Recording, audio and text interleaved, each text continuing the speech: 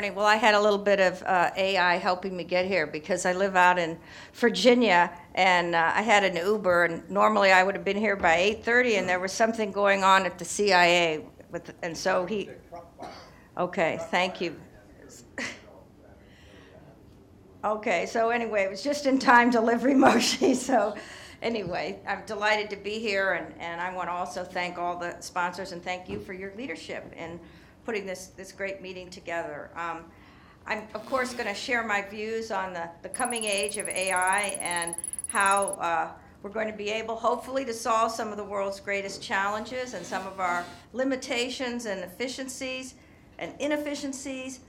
But this, of course, is a time of just unprecedented disruption as intelligent systems interface with humans, enable our daily lives, impact our jobs, and, of course, change the patterns of societies in ways not just that we cannot predict, but that we cannot fully understand. I like to say that we are all very fortunate because we're living in the midst of the greatest revolutions in human history in science and technology. They're colliding and converging, the digital, the biotechnological, the nanotechnology, and the cognitive revolutions. They're really creating a new age of unparalleled knowledge, vast technological power, and yes, inconceivable innovation unfolding before our eyes. Today, as you all know, these developments go global almost instantly. I just returned over the weekend from Australia, and many of you know Australia is in a tremendous leadership role in quantum computing, among other areas. But this whole age of disruption was something that we talked about, and I'm very pleased for those of you who are interested, the Council on Competitiveness concluded an agreement with the Ministry of Industry, Trade and Innovation in Australia to have a new form of chief technology officers who will come together to work on some of these issues. And also, as many of you know, Australia is a long-standing, deep national security ally of the United States, and that is very important as well. But, you know, these technologies are disrupting every industry in every country. They're not just shaping the future, but they're going to determine where economic activity will flourish, where wealth is going to be created, how humans will progress, how society will advance. And again, I believe very much they are going to enable us to not just address, but hopefully mitigate the manifold security and other national terrorist or issues facing the world that seem to be happening at a very, very unprecedented rate of great disruption and disturbance to humankind.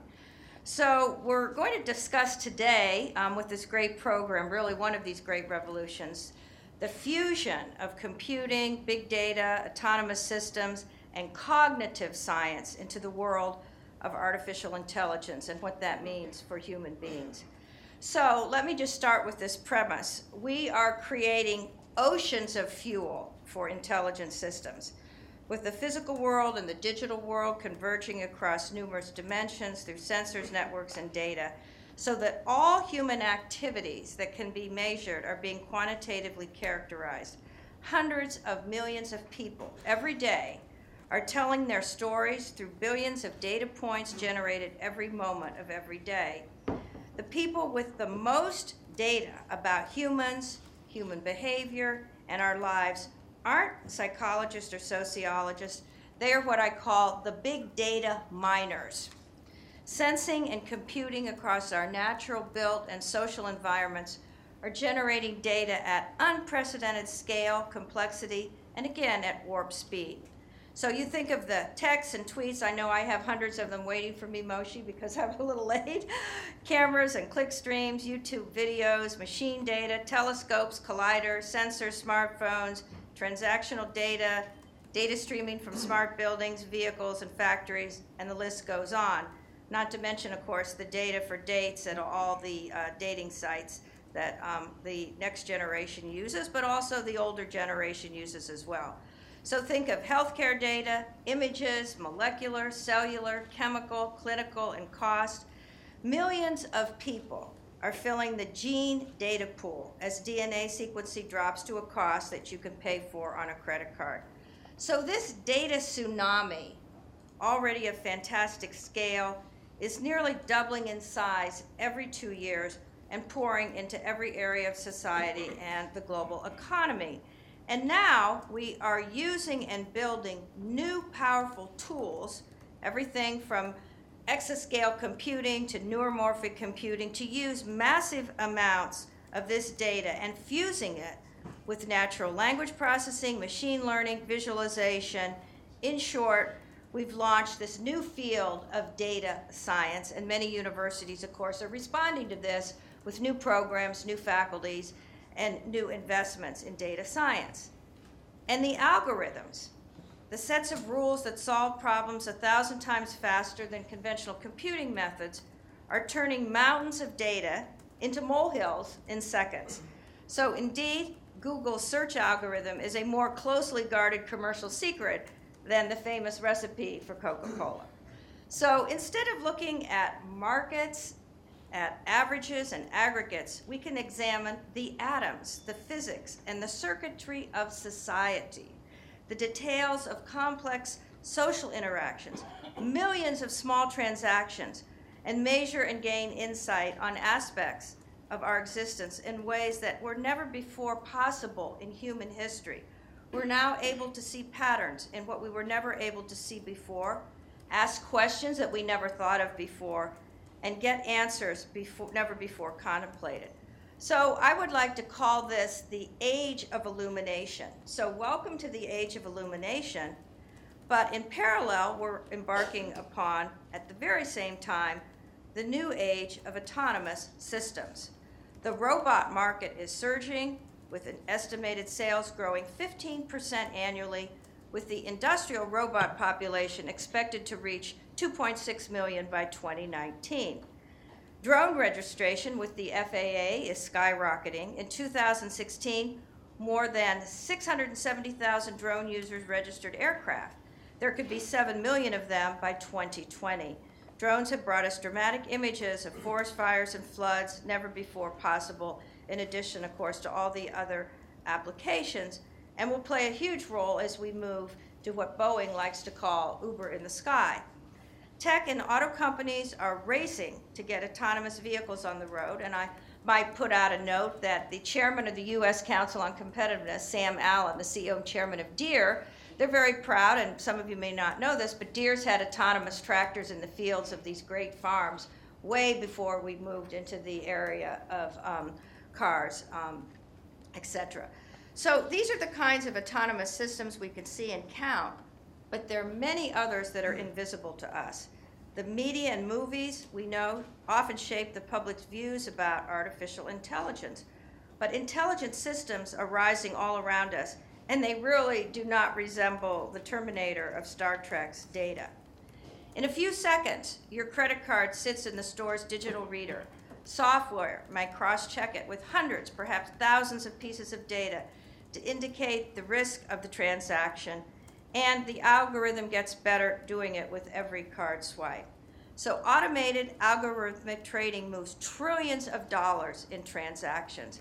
And I'm not going to get into this, but I hope others will, about the underlying cybersecurity issues associated with all of this, because that, of course, is going to be the great Achilles heel. Algorithms perform matchmaking, crime fighting, and truck routing, trademark application searches in 15 seconds. This is great for the protection of intellectual property. Data analytics and precision agriculture have changed farming forever. And I'll use again Deere as an example, because Deere, famous for its tractors and harvesters, is actually very much at the forefront of precision agriculture, where we're now going to be able to manage agriculture not just at the seed level, but below the seed level in terms of the genetics of seeds. And this will have a huge impact as we face the tremendous challenge and imperative to double global food production by 2050 and also provide more healthy, protein-based diets for people around the world. And of course, virtual assistants now work seamlessly with humans on many, many tasks. Intelligent systems are being used to track animal migration by using AI to analyze tourist photos from public social media sites. I just returned, as I said, to Australia, but we were also in Malaysia for the meeting of the Global Federation of Competitiveness Councils. And I had the opportunity, thanks to the science advisor to the Prime Minister of Malaysia, to go to Sabah in Borneo and see actually in the wild some of the endangered, very rare orangutans. And turtles, of course, are also part of the wildlife there, all trying to survive with the tremendous spread of monoculture palm oil plantations. But interestingly enough, with the photos and everything, I've learned that researchers are already working to develop a new Internet of Things. No, the Internet of Turtles. So, turtles. So chatbots analyze our skin tone and provide advice on cosmetics. They help users anchor new habits, and of course, they're helping young teenagers with their personal concerns. 1.3 trillion is spent on 265 billion customer service calls each year, about $5 a call. Half of the customers hang up because they do not want to wait for a live agent. 45% of shopping carts are abandoned due to the lack of immediate support. And IBM predicts that by 2020, 85% of all customer interactions will be handled without a live agent.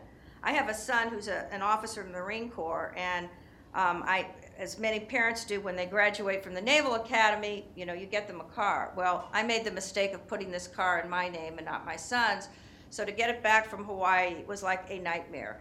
And I spent, I'm not exaggerating, a total of 3 weeks talking to different humans. Don't ever go, I shouldn't say this, but don't ever go to Ally Financial. I ended up spending 3 weeks talking to different human beings to try to get one little page of paper with 2 sentences that authorized that car to be shipped back to Baltimore. If there had been an AI agent, it would have been done in seconds. So that is a great proof of why this has tremendous implications. You got an artificial idiot.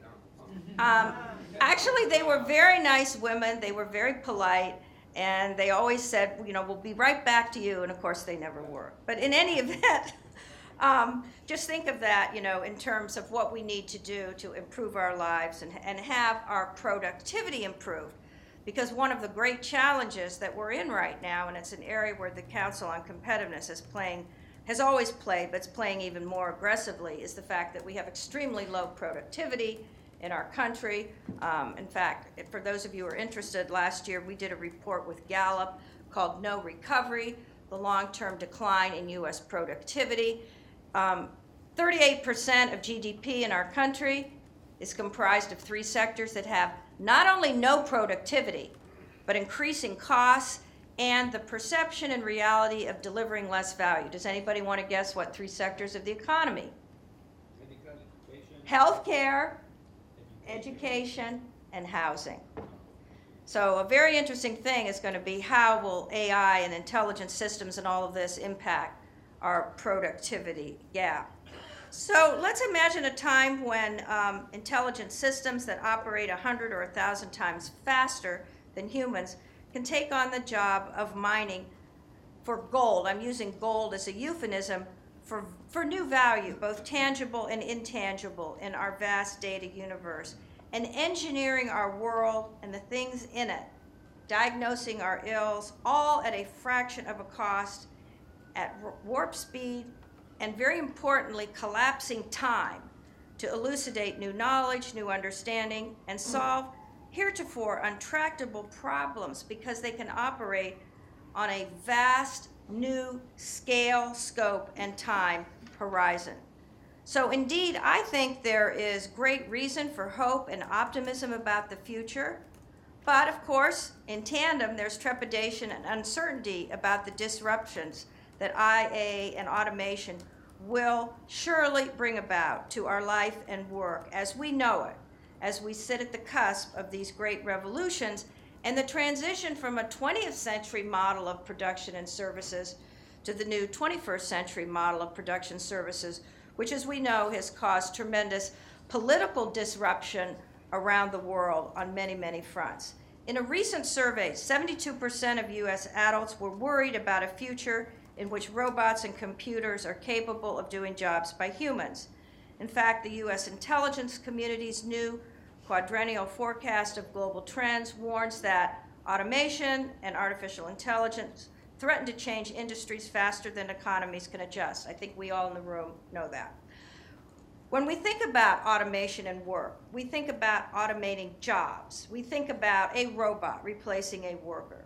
But a disruptive technology is really about reordering of production at every level of the economy. In this case, from the desktop to the workplace to the labor market to the mix of industries in a community or a country. At the task and job level, AI is likely to affect portions of almost all jobs, and again, change the task performed, the way we organize work, and the way, very importantly, decisions are made and problems are solved. At the organizational level, it's going to change the size and mix of human capital and the skills needed in the organization. And at the industrial level, it's going to create new jobs and new industries, drive expansion of employment in many incumbent industries and losses in others. And again, if you look across human history, this is not new. I'm an archaeologist, so when I look at the great transformations in human civilization, you think of the enclosures in 18th century England and what that wrought on agriculture, and of course what happened with the late 18th and early 19th century industrial revolutions. We know driverless vehicles are going to disrupt industries ranging from auto repair, package and food delivery, garages, to real estate, insurance, and mass transport. I want to ask a little question now. If somebody gets the answer right, you may have heard me already with this. I know Mark Minovich knows this, but does anybody know which company in the United States has more data on Tesla than Tesla does, has more data on a Boeing aircraft performance and function than Boeing does, more data on any car or any system that requires maintenance and repair? Well, the answer is SnapOn Tools. SnapOn Tools, a great, iconic American company. They invented the interchangeable wrench.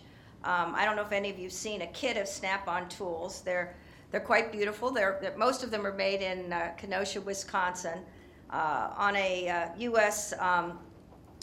Military a carrier or destroyer or in any of those environments. A kit of SnapOn Tools is anywhere between $50,000 and $100,000.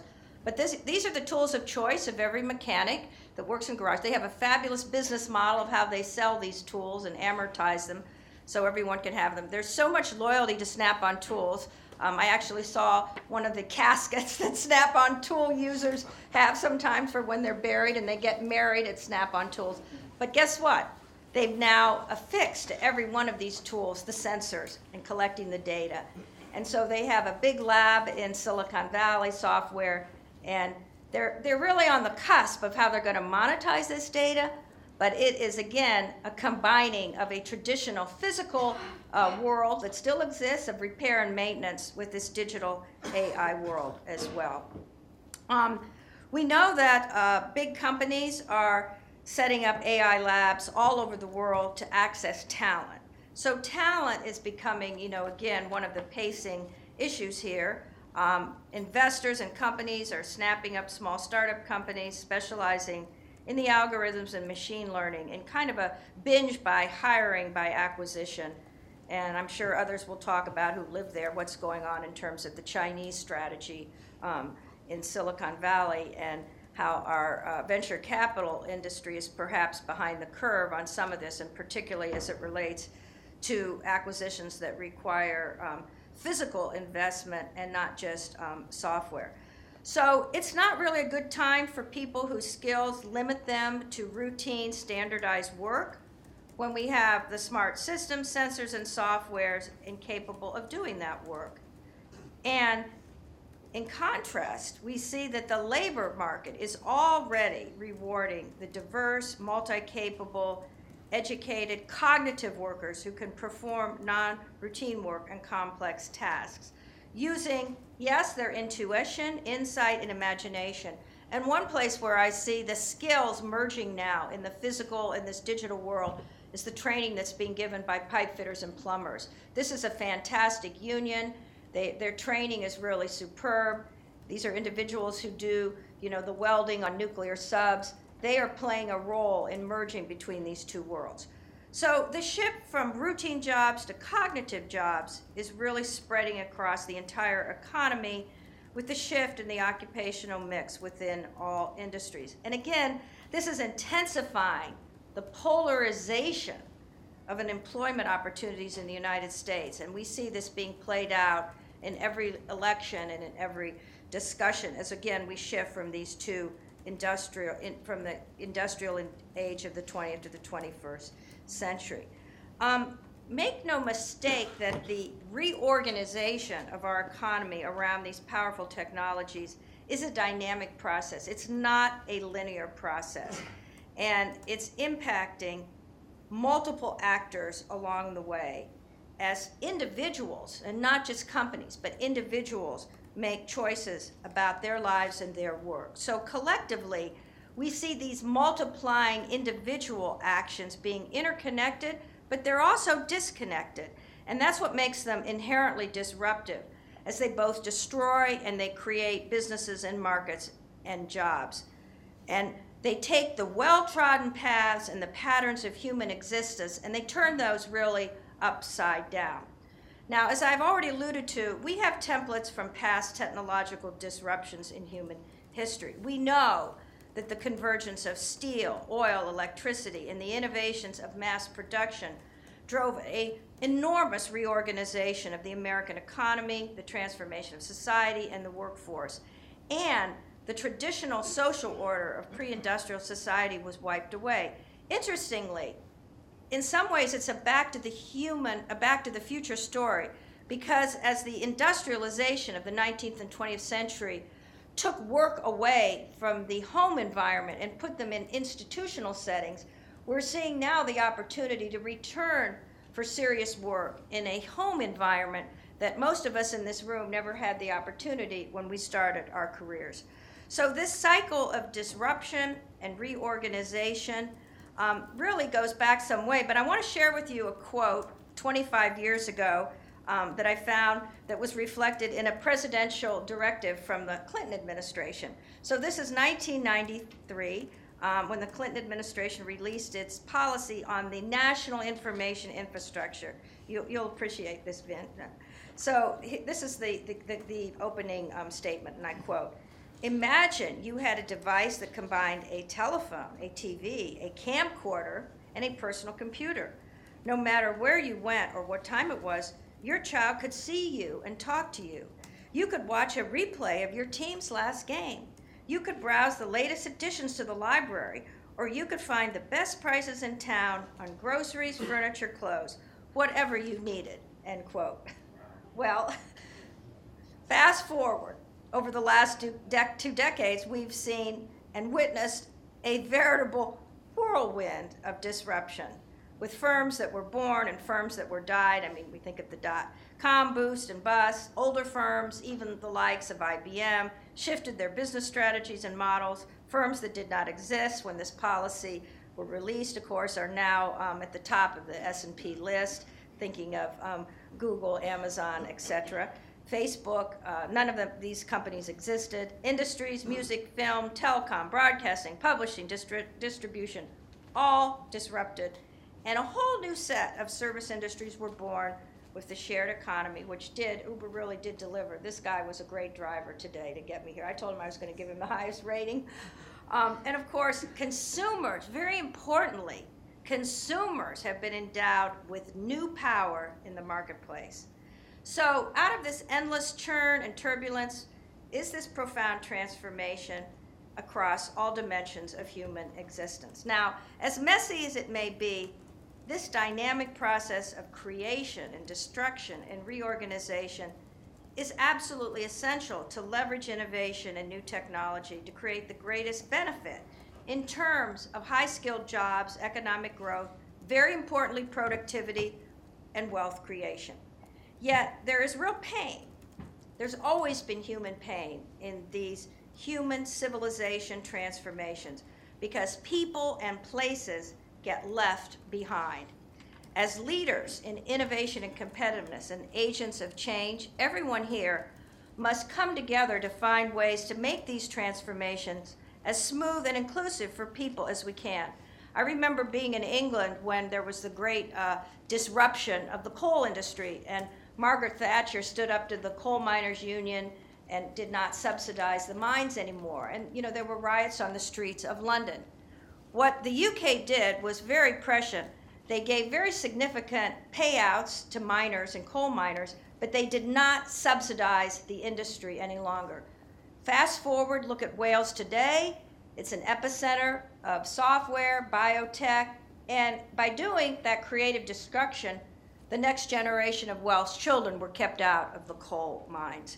So as we embark on this new wave of technology-driven turbulence and transformation, I think all of us should really think of how we can bring the human dimension into decisions that we make, and very importantly now, and this is hard for technologists, but I think you have to accept this, we have huge responsibilities around issues of trust, transparency, ethics, and values, and the risk and the regulation that goes all of this. And we have to engineer human values into AI systems, and I want to talk a little bit more about this. Trust and transparency. We know that intelligent systems could help and should help the elderly stay in their homes and not be forced into nursing homes, and help those in poor health. We know intelligent cars are going to save lives and create new mobility for the elderly and disabled, and increase traffic throughput on existing roads. The public cannot yet see these benefits. In a Pew survey, 65% thought it would be a change for the worse if robots became the primary caregivers for the elderly and people in poor health. 56% said they would never drive in a driverless vehicle, and 59% would not use a robot caregiver. But just like a clickbait and video games simulate reward centers in our brains and captures our attention, AI could be programmed to do that too, creating new forms of high-tech human interdependency.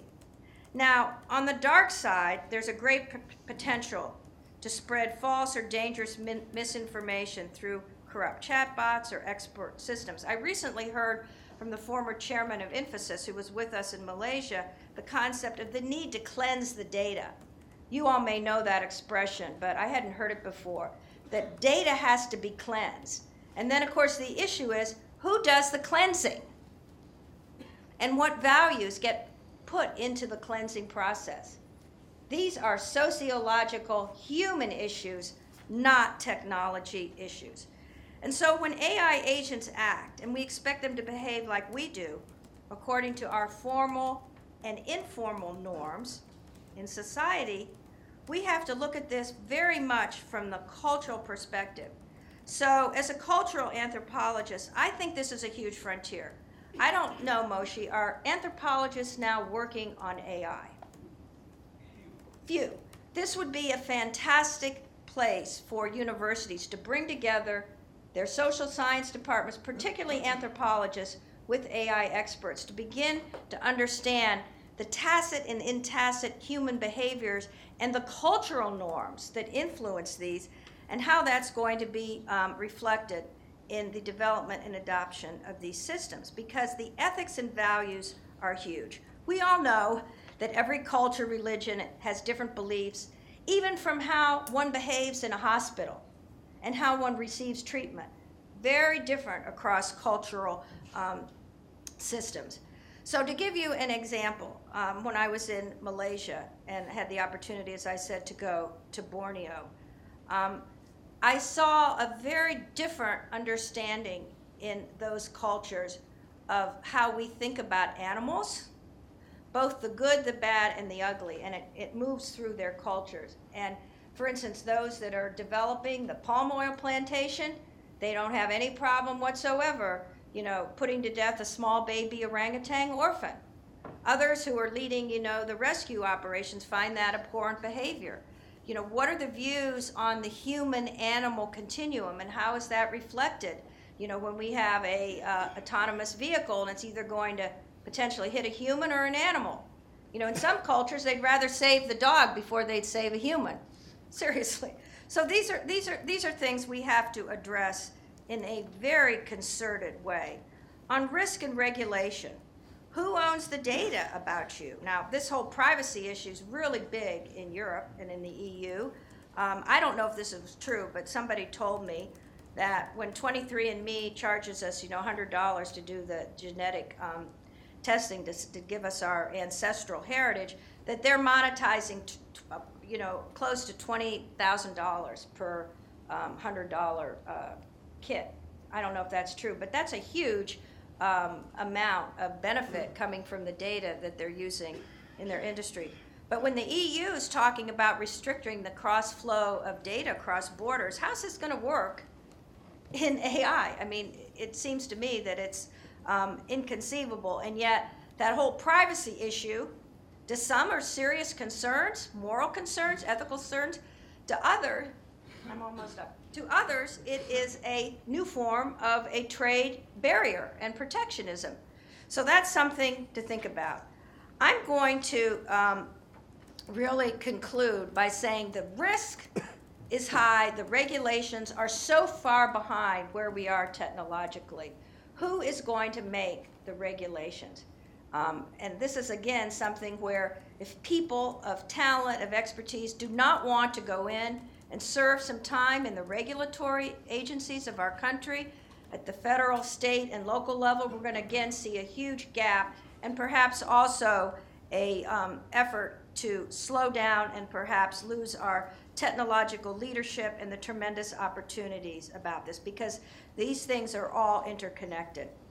I am going to conclude by saying that ubiquitous intelligence promises to drive a profound transformation in humanity. Just as the printing press made knowledge once held only by a few elite available to the masses, driving the Renaissance and the Reformation, the Age of Enlightenment, the development of modern science and universal education, and establishing the foundation for our modern world, and certainly for the United States of America.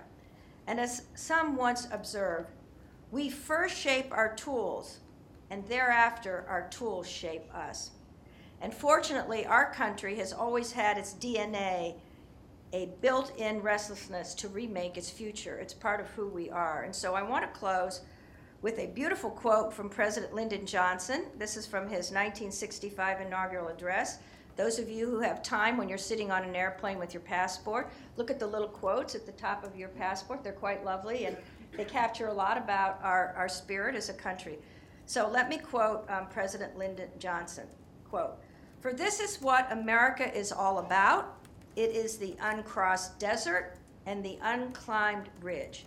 It is the star that is not reached and the harvest sleeping in the unplowed ground.